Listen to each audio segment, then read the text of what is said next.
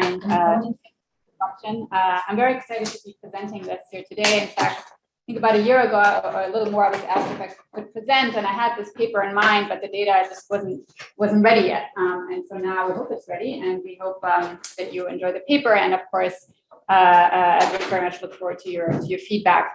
Feel free to interrupt anytime while I'm speaking. So this is a project with a bunch of co-authors from Europe and the United States. And it's, as the title suggests, it's about emigration and populism, although I actually just realized we've changed it to immigration and radical right populism, because really this is our focus.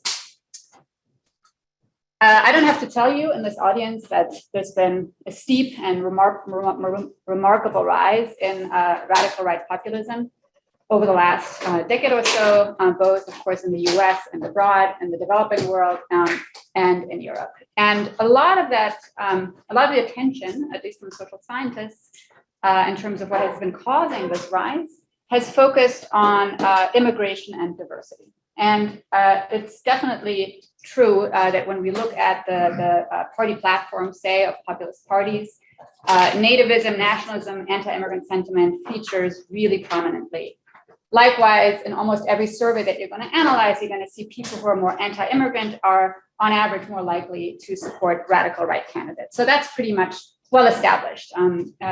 Demographic trends in the form of immigration play a big role in the success of the radical right, at least in the last couple of decades.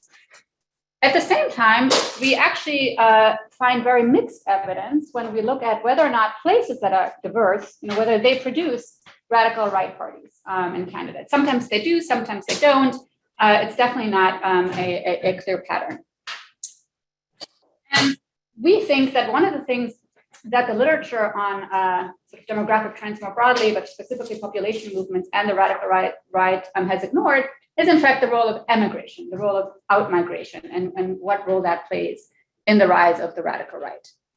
And we think that the departure of citizens, both internally, domestically, and internationally, actually plays a critical role when it comes to the rise of far-right parties, radical right parties. I focus a lot on Europe. I don't know to what extent people in the audience are familiar with European countries from a research perspective. So I thought I'd show you some patterns here, just to kind of fix ideas here in terms of population change, which is of course not the exact same thing as emigration, but correlates highly. Dark areas would have witnessed outmigration, or I should say population loss. And light areas, yellow areas, have seen increases. And what becomes immediately apparent is that there's a ton of variation, both across and within countries, in terms of outmigration. And that has really intensified in some areas in Europe. You might be a little bit surprised because you see France is so yellow. That's a little bit of an artifact because France has, I think, 36,000 municipalities. So, a huge municipality like Paris will count the same as a village of 12 people. Sometimes they even count the goat in the census, I read. So it's very, very small banks. But generally, and also the case that I'm going to be discussing today, Sweden, you see that there's a lot of variation within Sweden. In terms of projections, 2/3 of Europe's over 1,000 counties will have lower populations in 2050 than in 2019. Not just because populations are declining overall, but because some areas are really booming and getting those populations. And likewise in the US, as many of you probably know, more than half of all counties were smaller in 2020 than in 2010, but there are some metro regions that are really booming. So I'll give you a little bit of an overview of where I'm going in this talk. First, I'm going to talk about the theory and why we might expect emigration to have an effect on the success of the radical right. I'm going to talk about compositional effects, which have to do with just the population changing and areas that witness outmigration, but also preference effect, things really changing among the people who leave behind. And the rest of the talk, I'll go through those too.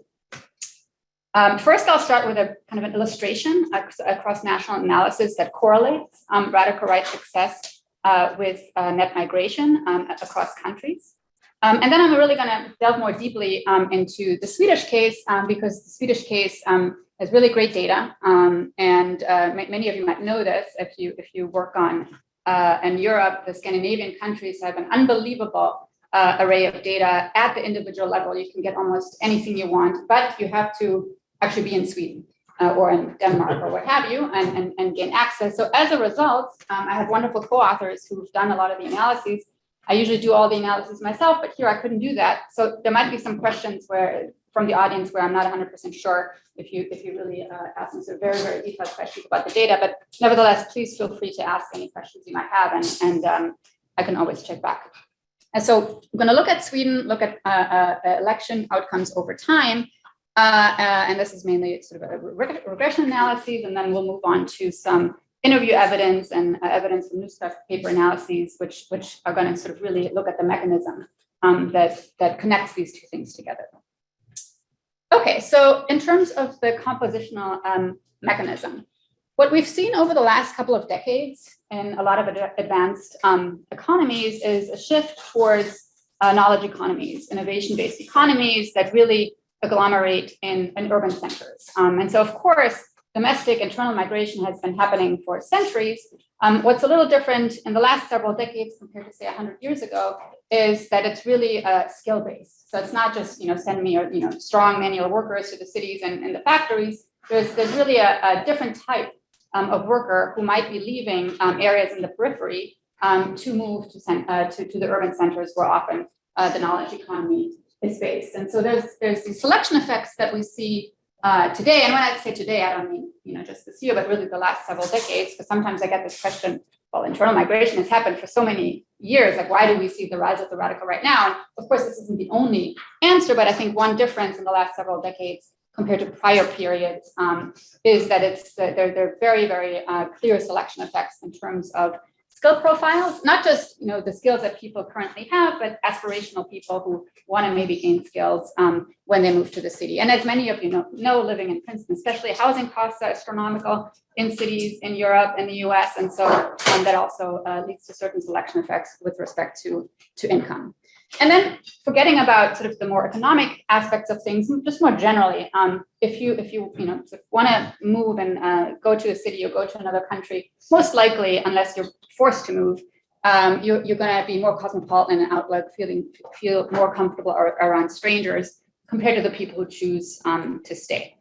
And so we know from the big literature on radical right voting that these attributes are systematically linked with voting for the radical right, i.e. being more skilled, having higher incomes, being more cosmopolitan on average should really lead you away from the radical right. So if these types of people leave, you can imagine a situation where emigration in a locality changes election results without anything else happening, right? Parties don't have to change their messages, people don't have to change their preferences, turnout doesn't have to change. It's just the mix of people is different, and so you're going to see different election outcomes. Additionally, these two things can, of course, happen at the same time. Emigration might really change the places that experience a lot of immigration. And we hypothesize that there could be both material and psychological effects here that trigger a change in political preferences, but also potentially a change in party messages, parties responding to these changes in the situation in these places. One of the things that you read about a lot when you read about places of emigration, and I came to this a long time ago, actually. I'm from Germany myself, and East Germany after unification witnessed, and to this day really has witnessed so much outmigration, and so many areas are so sparsely populated that it becomes extremely difficult to sustain services. Schools close, bus links are cut, rail lines are cut as well. Sometimes the post office even closes, and so the quality of life can even when everybody holds on to their jobs. The quality of life in these emigration locales can really change and change for the worse. And then, of course, private services might follow in terms of shutting down. And so these are just real material effects that people will feel. Having to send your kid to a school that's 30 minutes away versus 5 minutes away and so on is a real big change. But then that can also trigger these psychological effects, and if psychologists were in the room, they would probably roll their eyes by something I just call psychological effects, but I just want to differentiate them from material effects, right? So feeling a sense of abandonment, feeling a sense of inadequacy also, because you're the one who has maybe chosen to stay, or not chosen to stay, but maybe you feel you don't have the means intellectually or sort of in terms of energy levels or confidence to leave a place. And that can also really lead to feelings of disappointment and inadequacy, self-esteem loss. and something that we kind of call collective status laws. So in the literature on the radical right in more recent years, there has been this argument also in the US that it's people who perceive a loss in status, real or perceived, who vote for the radical right. And we kind of augment that and say, yes, that might very well be true, but it could also be something a little bit more collective, not just you individually feeling status loss, but you and the community that you are a member of. And then you can also imagine, and this is, we read this a lot in sort of the qualitative studies or there's documentaries about this, places that lose a lot of population, is that these effects are then further compounded by the fact that a lot of places are shutting down. So you will hear people say, well, I used to see so-and-so at the post office, I would go 3 times a week, or I'd see them at the market, or we'd get together here and there, and these places are shutting down. So these things are also feeding off of one another, these material and effects and the psychological ones. So to sum up, emigration can make places less livable, and this leads to grievances and frustrations on which radical right parties can seize. Now, I want to emphasize here, this is, we don't see this as a story of something happens in my locality, I get frustrated, I go out and vote for the radical right. That might happen for some people, but we also think that party strategy, I mean, I'm a political scientist, matters here. The behavior of parties, what they're doing, what messages they're putting out there, what strategic failures they're engaging in. And so if the incumbent parties, if the established parties are really neglecting this phenomenon, voters will notice that, especially if it's a long-run failure. And if the far right is strategically savvy and capitalizes on this, that's gonna be helpful for the party. So we don't think, because an alternative story is, of course, people just withdraw, don't vote, or just get disillusioned. That might, of course, also happen. So we think party strategy is quite important here. Connected to this, there's a big literature within the radical right that says, well, is this protest voting, or are people really voting on the issues that they really don't like immigrants? Is it anti-establishment, or is it because people are xenophobic? Again, both tend to be true for different people at different times. The way we conceive of this here is it is sort of a protest vote.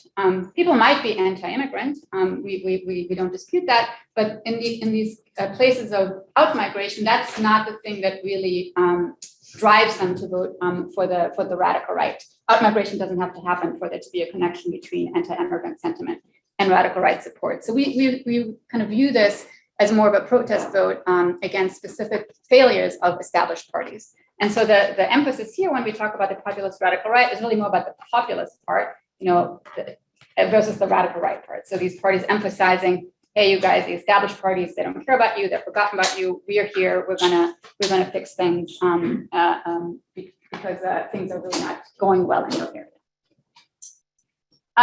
So first, I'm going to show you, as I mentioned, just sort of as an illustration. It's very correlational in nature, showing you levels of net migration or rates of net migration at the county level in a bunch of European countries on the one hand, and whether or not that correlates with the radical right vote share. The data are from the 2010s, the election data, and we look at net migration rates preceding elections. And what you see here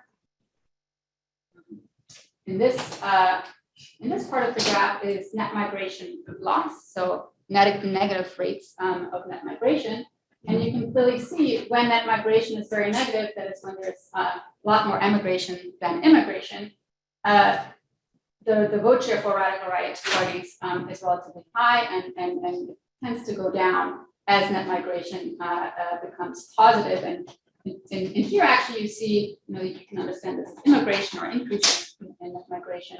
There is a positive slope, but you can see that this slope is actually much steeper, right, than the other one. And again, this is just correlational, just to kind of check, is this, even if we find this in Sweden, this is something that might travel to other countries. And it does seem that the higher the loss in net migration, the higher the PR vote shares. Now, there's important data limitations here. One is we only have at the county level in Europe, we only have data on net migration. That means, if you have a ton of immigration and a ton of emigration, it might be zero, and it looks the same as in a place where one person moves in and one person moves out, for example. And so the data, it's helpful, but it can only tell us so much. Also, the aggregate population counts that these figures are based on, we don't know who's leaving. Are they citizens or non-citizens? Are they rich? Are they poor? That might be quite important. And then also from our perspective, what's really important is we need smaller geographic units, because the story I just told is not one of a huge county of several 100,000 people, although we might see effects here too. But it's more in terms of the immediate vicinity, especially in areas that are not so densely populated. These are some of the reasons why we were then looking for a case, where we can actually do this, and we thought that Sweden would be a good one. Because the data is available. We have information for every single individual over many decades, and we know whether they moved and when they moved from what municipality to what municipality. We also know if they're a citizen, what income level they are, if they're foreign born, if they're native born, lots of information. For a lot of the analysis that I'm showing you today, we're going to aggregate those up to the precinct level, but we do have that information. And the precinct level is quite small. It's on average 1,200 voters. So we feel like we can say something about these areas. In terms of representativeness, for those of you who are not so familiar with the Swedish case, it fits really well in the overall story of developments in Western Europe over the last couple of decades. Demographically, it's accepted a lot of immigrants. Foreign born now, the share of foreign born is now actually 20%. Half of those are roughly from what they call non-Western countries. That's very much in line. It's on the high end in Europe, but it's very much in line with recent trends, and also the refugee inflow in 2015 was very much in evidence there. Economic developments also quite similar. Industrial powerhouse, and then deindustrialize and moving to a knowledge-based economy. And politically, it has a very potent radical right party. It was a little bit of a late bloomer compared to some other countries like France, for instance, or Belgium. But now it has, I think, 17% in the current parliament. They have elections now, and it's forecast to be roughly similar.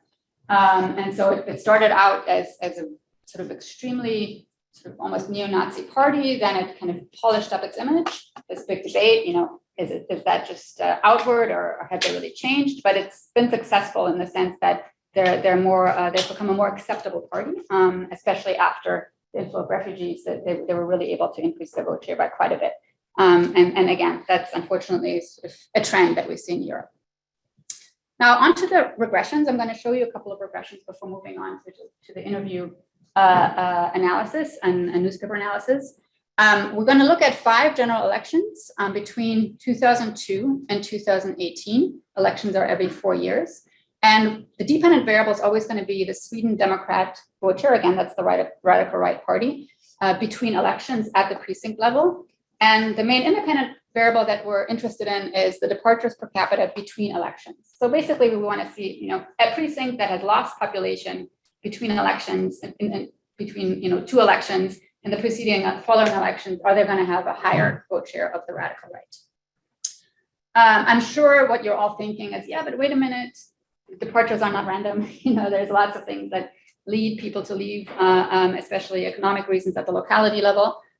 So we're controlling for a bunch of those, but I'm also going to talk in more detail how we deal, especially with the issue of economic confounds and unobserved confounds in a second. We control also for immigration. We control for the share of men, because men are on average more likely to vote for the radical right, and also in some other research that I've done building on other people's work, we know that especially when women leave areas, men get kind of maybe frustrated, and that can also lead to support of far right movements. Did you have a question? How big is the municipalities compared to the It really varies. There's 290 municipalities in Sweden, and I think the population is around 11 million. Some are huge and some are small. I can't give you like that. So in a precinct, they're sitting around looking at a municipality. Yes. So you're anticipating the design. So in most of the analyses that we do, the departures are at the municipality level, because the effects that I described, we don't think people are just looking at the immediate vicinity of 1,000 people. We think it's sort of, they take their municipality into account.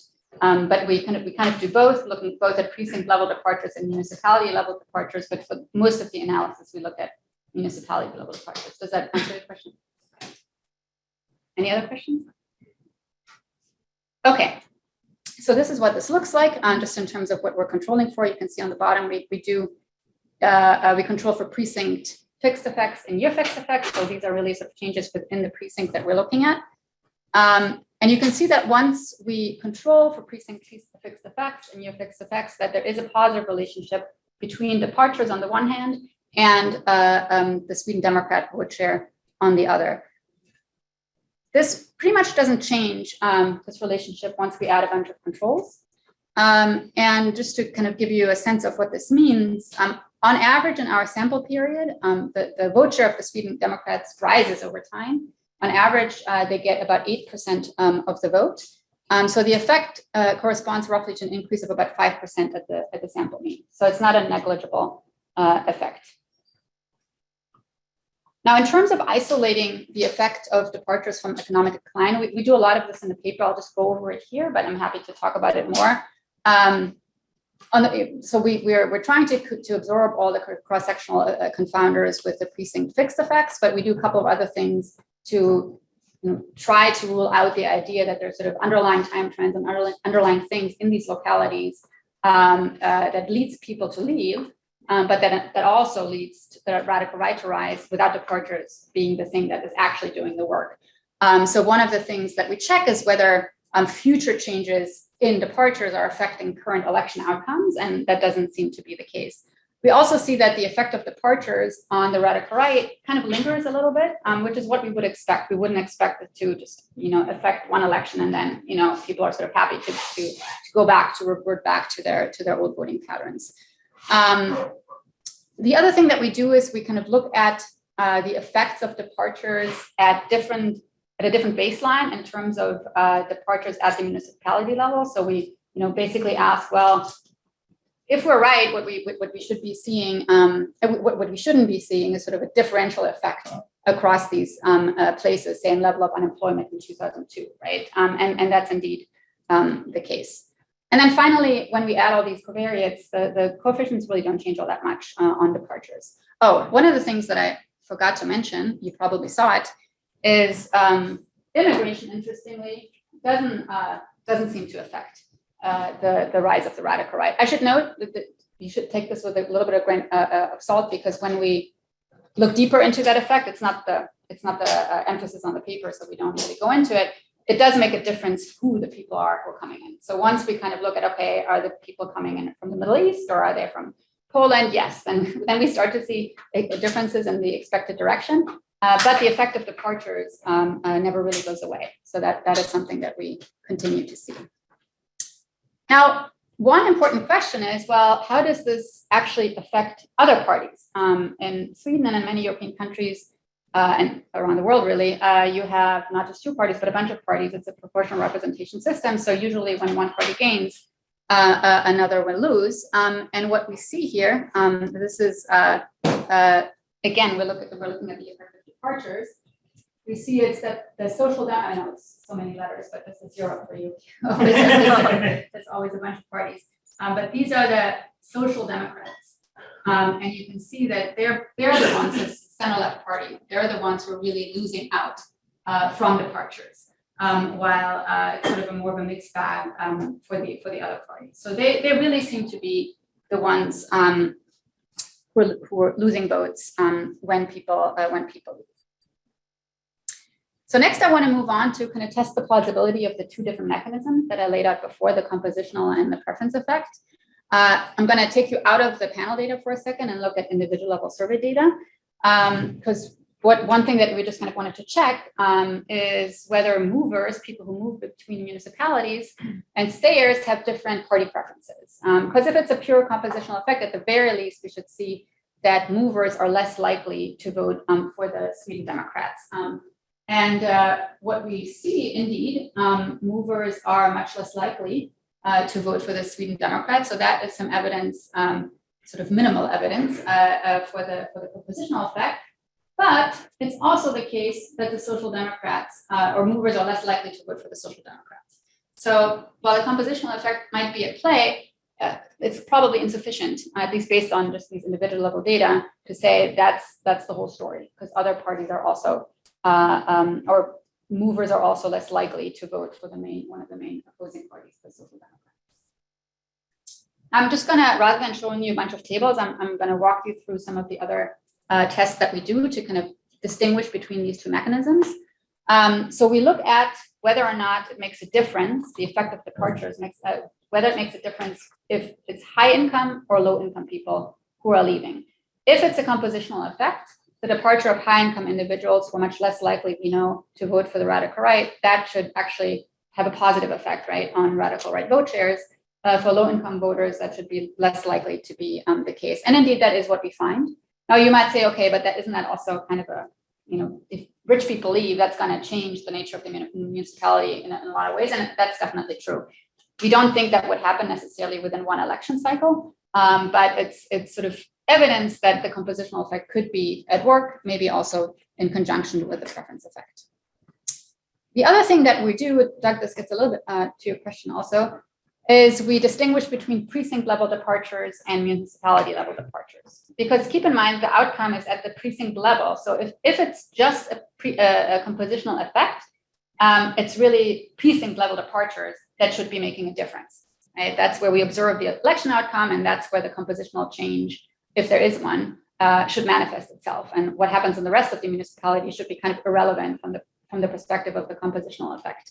But what we find is even when we hold those precinct level departures constant, departures at the municipality level still have an positive effect on the radical right. So clearly there's something going on with the broader municipality that leads people to vote for the radical right when they see a lot of departures. And then finally, if the preference effect is at play, and if it's really about sustainability of services and reactions to that, what we should be seeing is that effects should be really concentrated in low population density areas where it's really difficult to sustain these services. And that's indeed what we find. So the strongest effect are in these low density places, no effects in high density places, and medium effects in medium density places. So on the whole, we think that these regressions demonstrate the importance of outmigration and departures and driving up PRO vote shares. And they're really helpful, I think, at establishing these relationships over time. And it seems like a lot of the regression results hint at more of a preference story. But of course, they don't tell us everything, right? They don't explain why voters change preferences in favor of the Sweden Democrats and against the Social Democrats. And they really don't tell us anything about party behavior. So to supplement this, we interviewed local officials, national party officials as well in Sweden. We focused on the Social Democrats and the Sweden Democrats because we saw in the data that that's really where most of the action is. And overall, what we find, and I'm going to show you that in a minute, we see evidence that's broadly consistent with the preference mechanism. So one thing also to keep in mind when you think about party strategy, unlike the United States, where underpopulated or rural areas really have a lot of disproportionate political power given their population size. That's not the case in areas where you have very, very, very large districts. So Sweden is just made up of a few districts. And so what that means is parties really spend their energies where the voters are.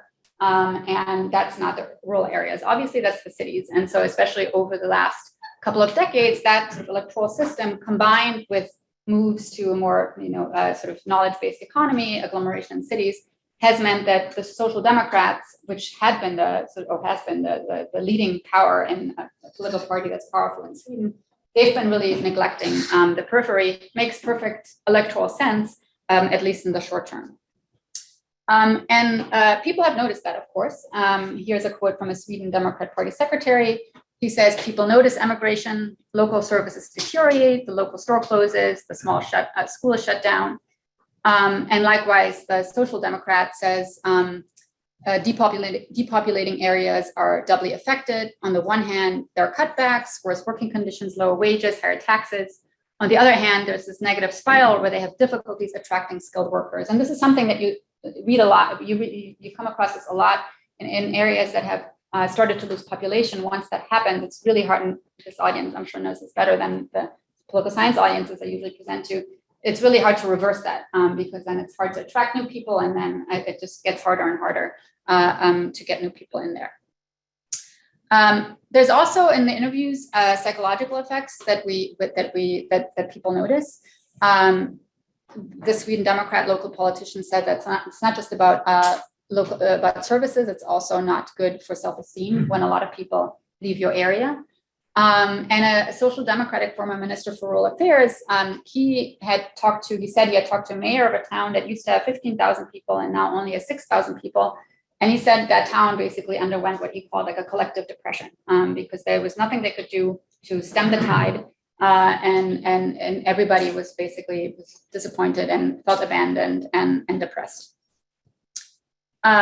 There's also this sense, we were wondering if we were going to find that sort of almost like a feeling, being made to feel less than, and sort of being felt sort of humiliated by the rest of the country. And this is in fact what a social democratic mayor said. He said, we like it here, but then someone comes from the outside and says that you're a failure if you live here. So we're struggling against the public perception of what constitutes a successful individual.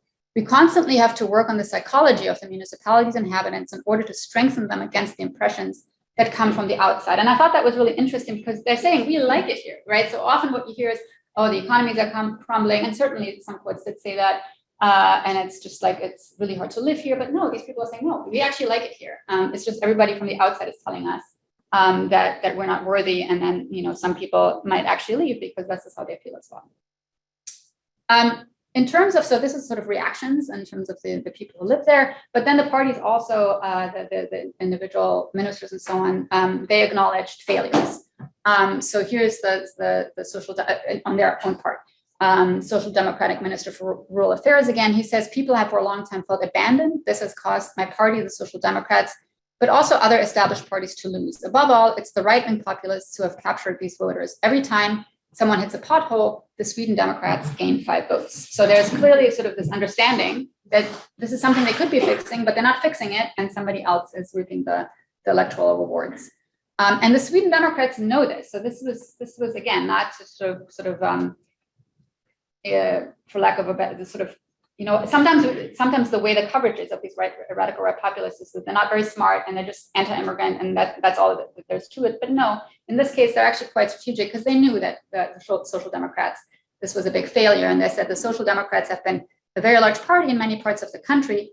And if those who live in depopulating areas feel that things are deteriorating, of course, the Social Democrats lose.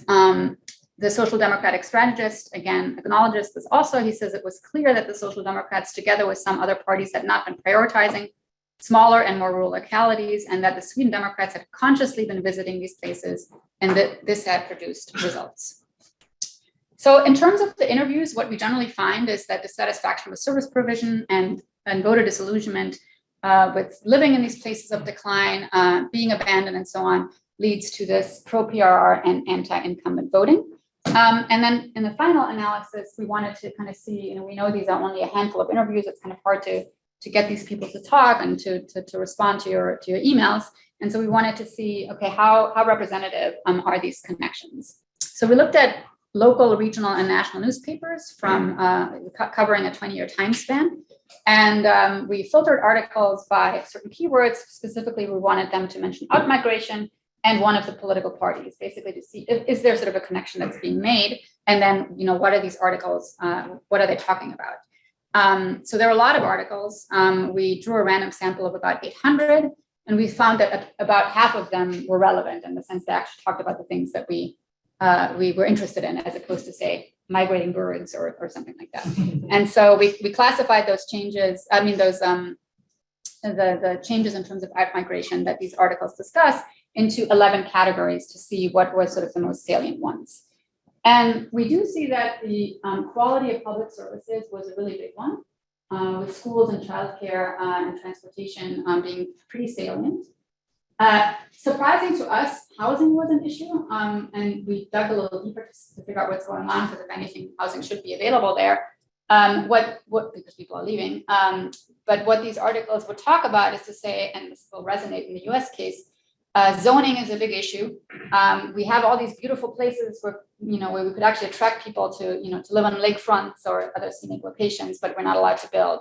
And if we just were able to build, we would be able to attract these middle class families back to our towns and so on. Lack of jobs is also mentioned.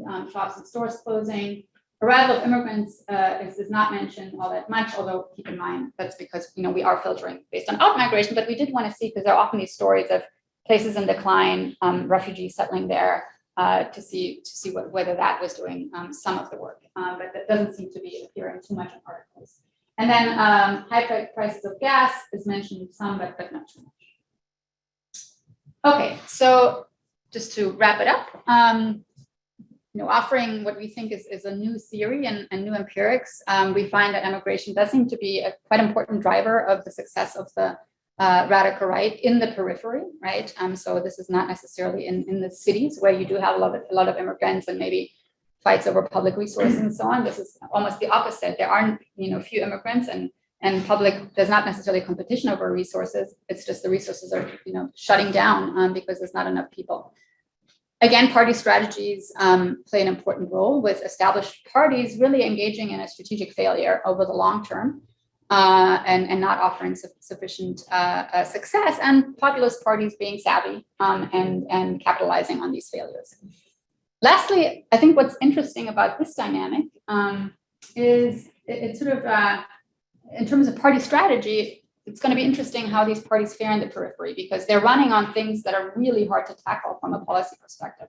Very hard to tackle this decline, to keep people in these declining towns, to make sure the school stays open. And if these parties are gaining access to parliaments and so on, and if they're not able to deliver, this might actually sort of, in the long run, maybe it's a good issue for them to run on, in the sense that this will cause them to lose eventually. But that's to be seen. On the other hand, for the left, one interesting dilemma is that, ideologically speaking, they should have no problem supporting these areas. I mean, yes, they're going to have to spend more, but that's sort of within the center-left social democratic platform. That shouldn't be something that's ideologically very costly. It's costly, of course, in terms of actual funds, but it's not ideologically costly. On the other hand, and this is where the social democrats in Sweden unfortunately have been, and many other European countries too, it's quite ideologically costly to enact immigration restrictions, but really easy. Like, it's really, compared to the other strategy, right? So the anti-immigrant measures that these parties are introducing, and some of the language that they're using, is way easier, to compete with the radical right on that, at least in terms of language.